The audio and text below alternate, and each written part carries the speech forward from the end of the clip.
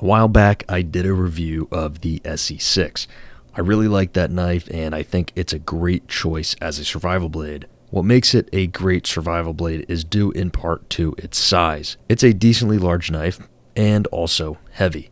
The problem with that is the heavier something is and the larger it is, the less likely you would want to carry it around. While I would choose the ESEE6 over smaller blades in a true survival situation, you don't get to choose when those situations arise. That's where carrying a smaller blade all the time becomes important. And that's where the ESEE4 comes into play. The ESEE4 is essentially a scaled down version of the 6, with a few differences. But what if I told you the ESEE4 was actually stronger than the 6? Stick around to find out. So, some quick comparisons. These knives are made of the same steel, good old Rowan heat-treated 1095, 55 to 57 HRC. On the 4, it's got a 4.5 inch blade length and 4.1 inch cutting edge. The 6 has a 6.5 inch blade and 5.75 inch cutting edge. Both are full flat grind. The weight is significant, naturally.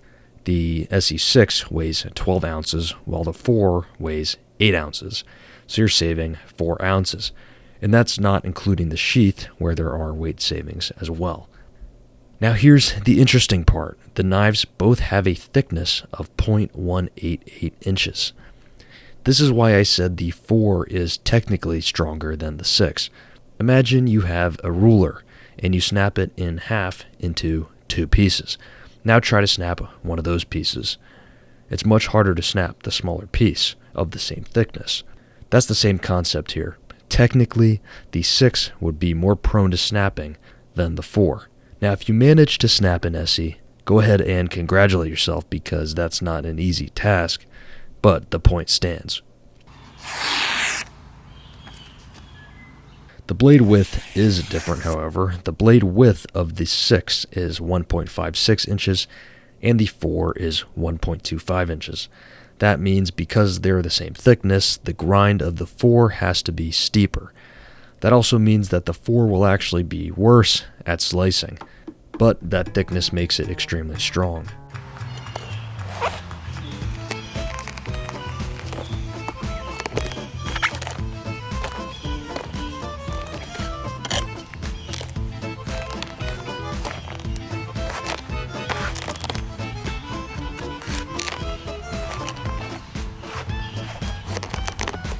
This wood is so rotten, but I'm just digging it right out with this ESEE.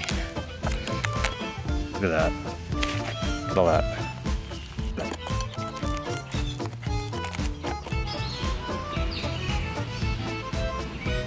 The confidence you have while using the ESEE4 is substantial.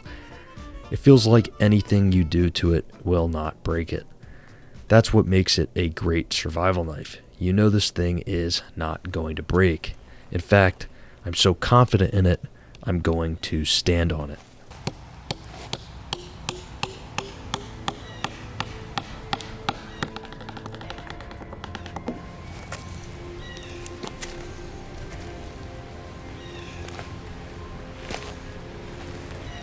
Ooh.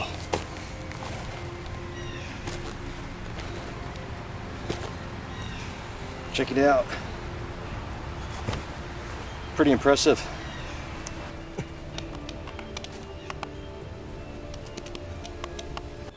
This thing's actually hard to get out here. I put it in very deep. There we go. After standing on it, not bent. Looks fine. This thing is indestructible, as some would say. You're limited to its blade length. It's not a chopper, obviously, but with other methods, you can process material.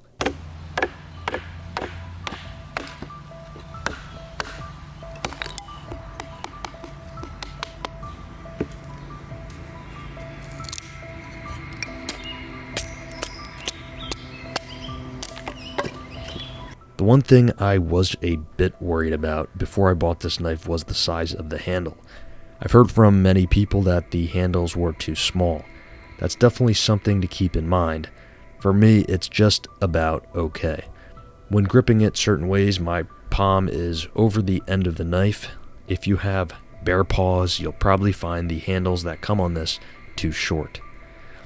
At first I thought they were a little too short, but I'll tell you that in actual use, I didn't really notice the handle that much. It seemed fine.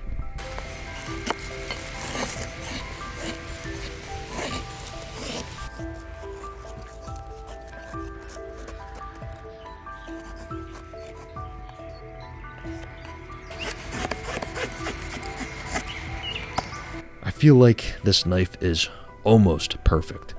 The two things that I would like better is if there wasn't really a choil here and the guard was right near the blade and the handle was a little longer.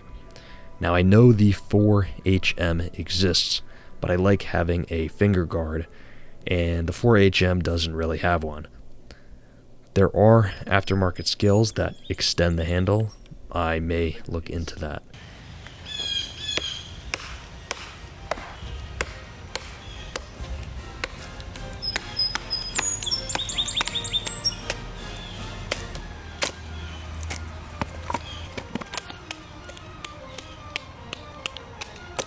This is pretty hard wood too.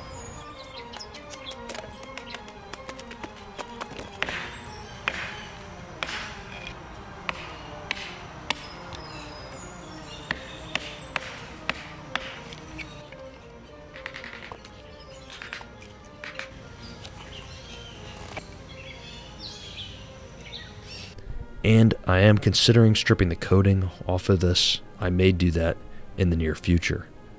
And if you want to scrape a ferro rod, well, the spine of this is not really sharp, so you would have to modify that.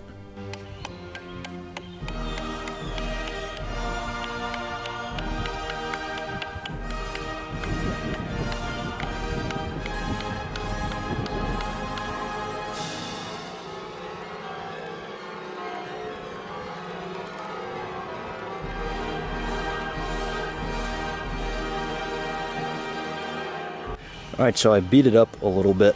I'm just going to wipe it off on my jeans and let's see if it's held its sharpness. Everyone's always talking about 1095. Let's see the, let's see.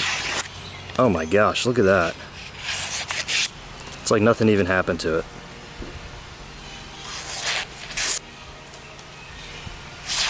Yeah, the edge retention is not as bad as people think. People say 1095, you just look at it wrong and it's going to dull.